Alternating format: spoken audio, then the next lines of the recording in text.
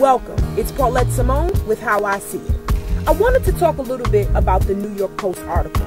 When I came into work, I flipped on the TV to C-SPAN to catch a little bit of the State of the Black Union.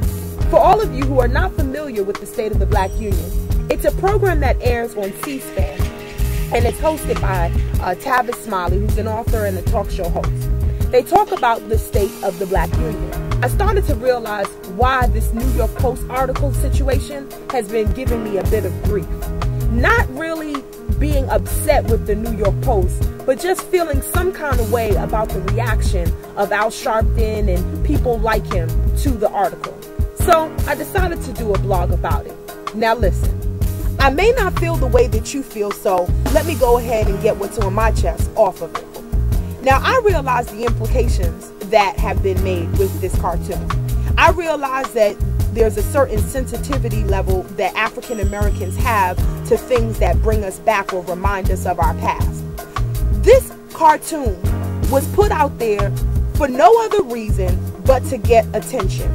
If you look in the news, you'll see that newspapers are closing left and right. The New York Post was definitely having some financial problems. So what do?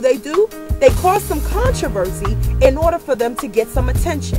And what happened? We fed right into it. Now, is the New York Post about to file for Chapter 11 protection? No. You know why? Because the uproar caused attention to the newspaper and people started buying it again. People started paying attention to it, logging online, and their advertisements went up, and all of these things that they needed to happen have happened. Why? Because they picked on a group of people, African Americans, that they knew would react. My problem is that just what they wanted happened.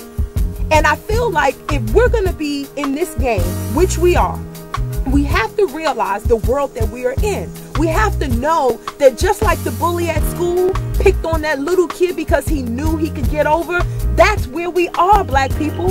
So Al Sharpton, sit down. And if you're sitting down, then get up and sit back down, because you personally don't represent me.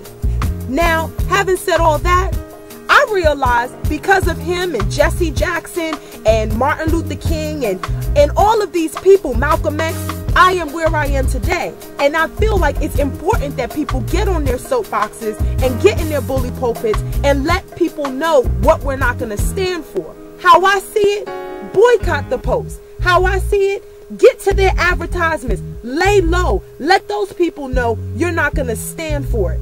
We are allowed to say what we want to say because it's a constitutional right. So I'm upset about it only because I want us to play the game that's being played. I want us to stay in the game and not look like fools when things like this happen. If they want us to react, let's react in a different way so that they don't come at us in the same way again. It's important that you learn your opponent. So all I'm saying, and how I see it, figure out the game that we're in. Listen, I know that there's going to be people out there who are not going to agree, and I hope there are. Let me know how you feel. It's Paulette Simone with How I See It. We'll be back.